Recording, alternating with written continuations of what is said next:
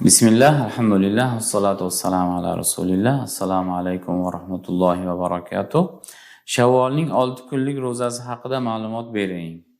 Shavvol ham Ramazondan keyin keluvchi fazilatli oylardan biri.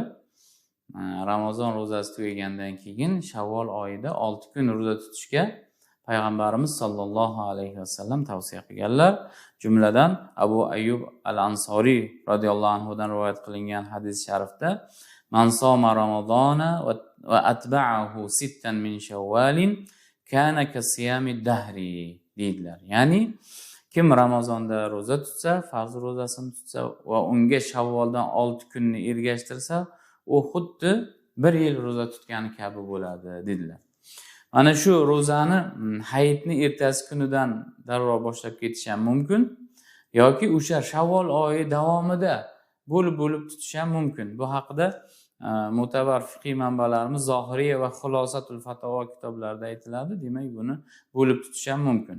Chunki hadis sharifda aynan hayitdan keyin uzmasdan tutish qat'iy belgilab qo'yilmaganligi uchun ulamolarimiz shunday xulosaga keladilar. Demak, buni Shavvol oyida bo'lib ham tutish mumkin. Xohlagan odam ergashtirib tutishi ham mumkin. Bu yerda demak shariatimizda kengchilik bor. Shavvol oyining ro'zasini tutishni foydasi shuki, bu o'sha Ramazonda tutilgan ro'zani kamchiliklariga kaforat bo'ladi va yana ulamolarimiz aytadilarki, o'sha Ramazonning ro'zasidan bezor bo'lmaganligi, balki yanada g'ayrat shijoat bilan ibodatlarni davom ettirayotganiga bir nishona.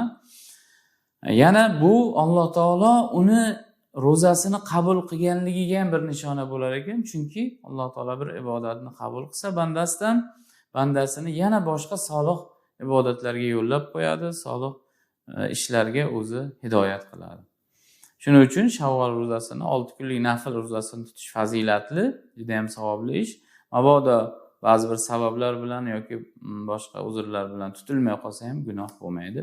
Allohu a'lam bis-savob. Assalomu alaykum va rahmatullohi va barakatuh.